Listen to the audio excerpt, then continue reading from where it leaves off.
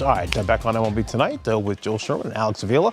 I'm Fran Charles. You saw this come into vogue probably, guys, across the Major League Baseball probably 7 to 10 years ago, and that is pitch framing, where catchers like yourself got very seductive in order to steal a strike or two, and now really it's taken off, and it's become an art form. So Alex, take us through first the mental aspect about what your thought process is when you, as a catcher, you decide this is something you want to try to get really good at. Well, I mean, Fran, it's something that you have to buy in wholly as a catcher. And I give credit to the catching coach we had in Arizona when I was over there, Robbie Hammock, to kind of open my mind on how to think about this.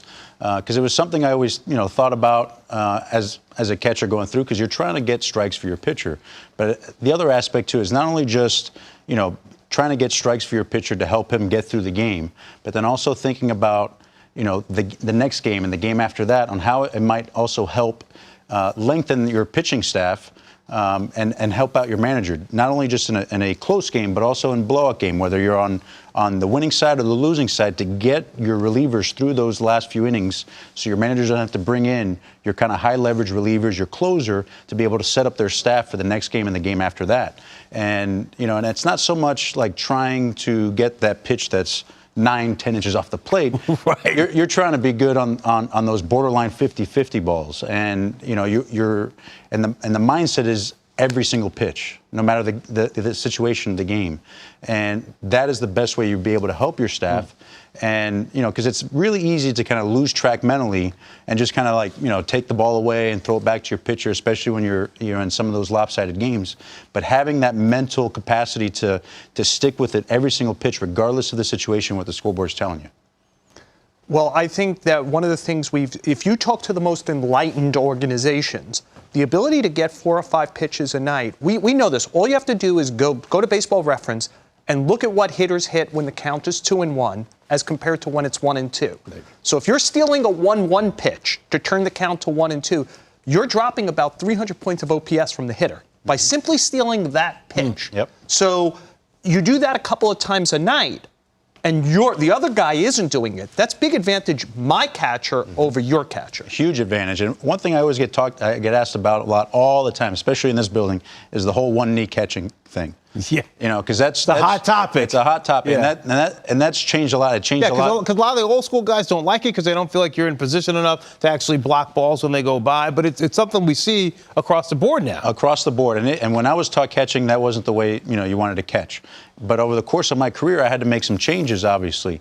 And the number one reason that I understand why to catch on a knee is you kind of take away that visual for the umpire of the low strike. You're in your crouch, so your knees are typically in line with the knees of the hitter.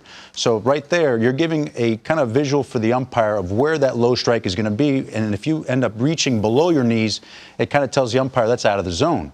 So when you're getting on one knee, you kind of take away that visual, and the umpire, at that point, it's a guessing game, as far as where that level is on the bottom of the zone. All right, take us through a couple of guys who do it pretty well. Well, there's a couple of guys that have been having a good season so far that I wanted to highlight. Okay.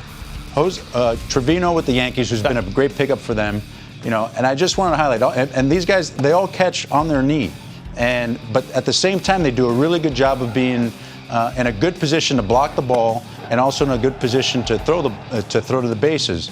And they've figured out a way to do that. And as a catcher, you need to understand yourself and how to do that.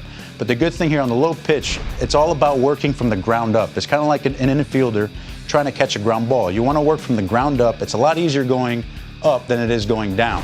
And, at the same time, you're also trying to use your body and the manner to be able to, create the illusion that the pitch is in front of you, and you're always working towards the plate.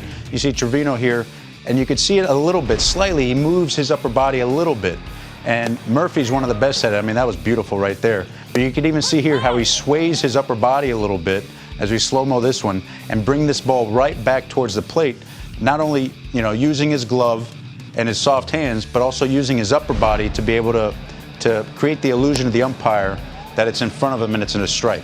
The other thing, too, is on this curveball here, you can see how he lets the ball travel. So on these high curveballs, it's really easy to go and just kind of catch the ball up over your head. But by allowing that ball to travel back down into the zone and catch it in front of you, create that illusion that it's lower than it is. And a lot of times, An example, like when I was back in Arizona catching Robbie Ray. Okay.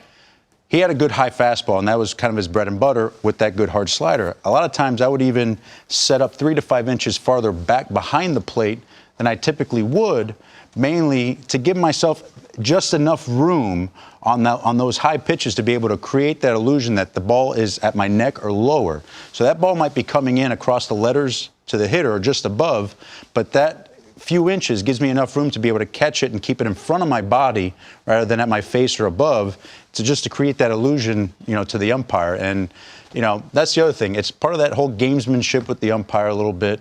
And when I first broke in, you couldn't do this. And so, right. the umpire was going to let you know if he thought you were, kind of, showing him up a little bit. But in today's game, with the technology and the umpires having their grading system, every game has a K zone on it.